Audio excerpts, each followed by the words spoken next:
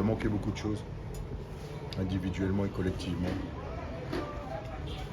Je l'ai déjà dit à la mi-temps aux joueurs, il y a des attitudes qui ne vont pas plus du tout. Je pense que quand on oublie les fondamentaux, on se retrouve en difficulté. Et là, on a pensé, en tout cas certains ont pensé qu'ils allaient être les sauveurs de l'équipe et ont trop individualisé leur jeu en pensant qu'ils allaient faire des différences. C'est une équipe qui défend très bien, qui est très bonne dans les duels. Et donc, c'était pas du tout la solution. Donc, ça s'est pas amélioré en deuxième mi-temps. Voilà, c'était un match très décevant. Ça va être très décevant dans le jeu, dans les attitudes, dans les circonstances, parce que comme vous venez de le dire, on avait peut-être la possibilité de se rapprocher aussi des équipes de tête. Donc tout était là. Après, attention, il ne faut pas enlever non plus le mérite à Étincelle, hein, ils se sont battus comme des lions. Ils ont défendu leur but avec acharnement.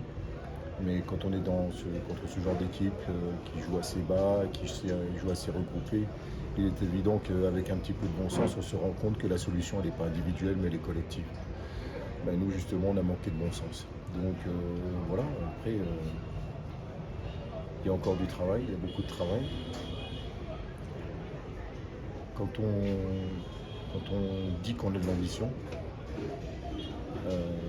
c'est de l'ambition au quotidien. C'est de la régularité dans les résultats. C'est pas une fois de temps en temps. Parce que la performance, elle ne s'invente pas, elle ne tombe pas du ciel. Et elle doit surtout être régulière.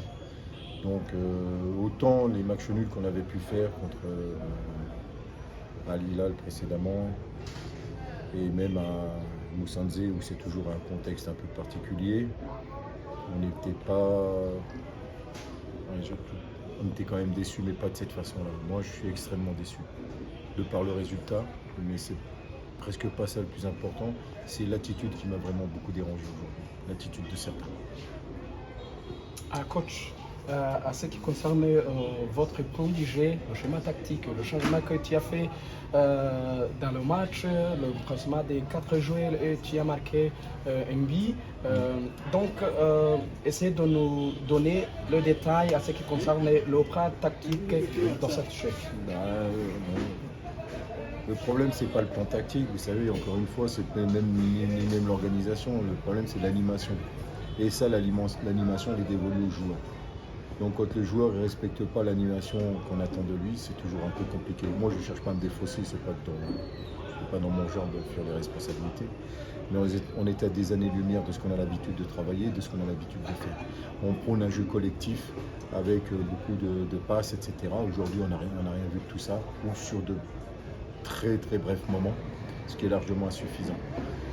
Donc après, on s'est dit il faut tenter quelque chose parce qu'on ne pouvait pas rester comme ça. Donc on a fait rentrer des joueurs, dont un effectivement a marqué un but. Mais c'est jamais non plus facile de rentrer dans un match comme celui-là. Mais encore une fois, on peut disséquer le jeu, etc., mais vous savez, tout part de là. Et si vous n'avez pas la bonne attitude, au bout d'un moment, en bas, vous ne pourrez pas avoir la bonne attitude. mu kibuga kandi nta nubwo Rayon Sport ari ikipe yo kuza tukajya kunganya na Etincelle tugahangayika ngo mbese turayitsinda cyane tuyitsinda. Umutoza wabonye ko yakoze amaramparasoma nawe wabonye ko guhera kuri atake byanze imbere y'izamu wabonaga ko imipira ibura umuntu udepoza mu izamu, wabonye ko amabaro yacarcaga imbere y'izamu ariko akabura umuntu udepoza mu izamu. Yari afite ibisubizo hanze, yari afite ba Forunganye, yari afite ba Yves bari kugaruka neza bari batsinze. Twanasakuje cyane kugira ngo abashiremo kubera igitutu cyacu, wabonye ko ariko twakoze akazi k'umutoza. Kandi twebwe ibyo ngibyo ntabwo twebwe ibintu byo kuvuga ngo tuzajya dukora akazi k'umutoza ntabwo tubishaka. Murenzi Abdara nahaguruke aganirize n'umutoza abamushyize hanze yitekerezeho kugira ngo Rayon Sport amenye agaciro ka Rayon Sport, amenye ekipe ahagarariye, amenye ekipe atoza, amenye ekipe abarimo, amenye ekipe y'Abanyarwanda. Uburyo twebwe tuba dushaka intsinzi, tuba twataye akazi kacu, tuba twafunze tukavuga ngo reka dusohoke duherekeze ekipe yacu aho igiye hose. Ntabwo twebwe rero kuza gutsindwa mu aka kageni bigeze aha ngaha. Ndavuga ngo iyi ntsinzwi nayegeka ku mutoza kabisa. Umutoza rwose ari hasi cyane. ku ruhande rw'abafana ba Etincelle bavuga ko bibwe na arbitrage namwe niko mubibona nyine umufana we avuga ibyo abonye hari n'uwabivuze nta nubwo aba yanabonye arebye no mu kibuga baro ndagira ngo abantu banatekereze bamenye ngo baro nimba ikoze umukinnyi ntabwo ariko uzajya usifura ikosa ngo ni penalty bareba reaction ya baro nimba baro yakoze umukinnyi atari we wayikoze abishaka ntabwo umutoza yatera penalty ziye ko nta byadanje ahubwo ntabwo n'abafana batetse n'abafana b'umukeba kubera bazi ibyo bakoze bakoreye Marine babahaye penalty y'amahugu bumvaga ko na hano barasifura ibintu by'amahugu nka biriya.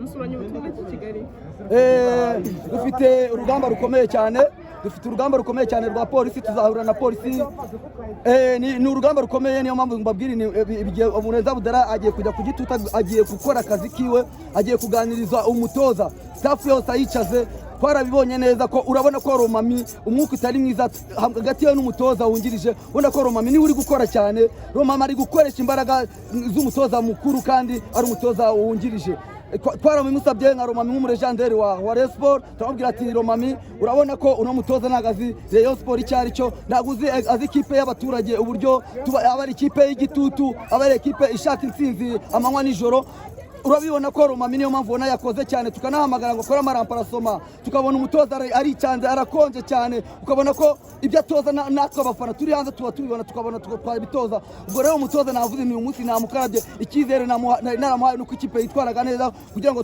tugumane umwuka mwiza muri ekipe tureka kumushyiraho igitutu ko tubizi ko Romami nawe yicaye hariya abizi neza ibyo twagiye tuganira ndagira ngo babwire ko Murenzi Abdul afite akazi katoroshe ko kuganiriza n'umutoza nimba afata icyemezo akamushyize hanze akitekerezaho ntabwo tubizi ariko twebwe nk'abakunzi ba siporo ukuri kwacu ni uku nguku. Haracyari icyizere ku gikombe? Icyizere kiracyahari twari tuzi nubwo dutakaje umukeba yanatakaje nawe tugira ngo tugiye ku match niyo mpamvu ubona nababaye cyane iyi match twari kuba tuyitsinze tukaba umukeba araturusha amanota 3 tuzihurira tugategereza izindi resultats zizaba mu yandi match ariko nyine ebana tugomba kugira gute tugomba kwihangana tugakomeza ntabwo dushobora gucika intege ni football bashobora nabo gutakaza nkuko dutakaje bashobora no gutsindwa n'imikino iracyahari imikino isigaye ebana nta cyizere ndatakaza cyane ariko nyine urumva ko amahirwe ari kugenda ayoyoka ndababaye cyane ariko nyine ebana umutoza we rwose nongere musubireho rwose uyu munsi namutereye icyizere. Urumva igisubizo ari cye ku mutoza wakomeje kumugarukaho cyane bamuhagarike bamwirukane umutoza kumwirukana niba babona ari ibintu bya danje yaduteza ibibazo batuma baduhana baduca amafaranga menshi cyane shuwa nyinshi zirahari bashobora kumwicaza bakaba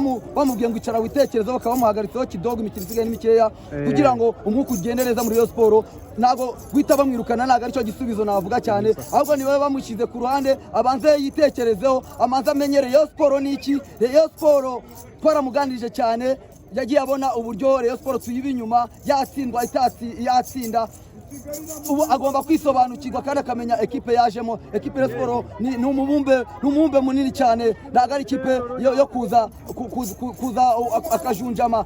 Rayon Sport ibikeneye umutoza wa wundi w'indwanyi bro ikeneye sister wanjye genda umubwire ngo genda witekereze ikipe ni ikipe y'umubumbe ni ikipe ikomeye cyane ntabwo ari ikipe y'abantu batuje bakonje gucya ni ekipe y'abantu bari strong bafite mu mutwe batekereza cyane bareba kure basoma match uyu mutoza uyu munsi kabisa namukarabye cyane sawa.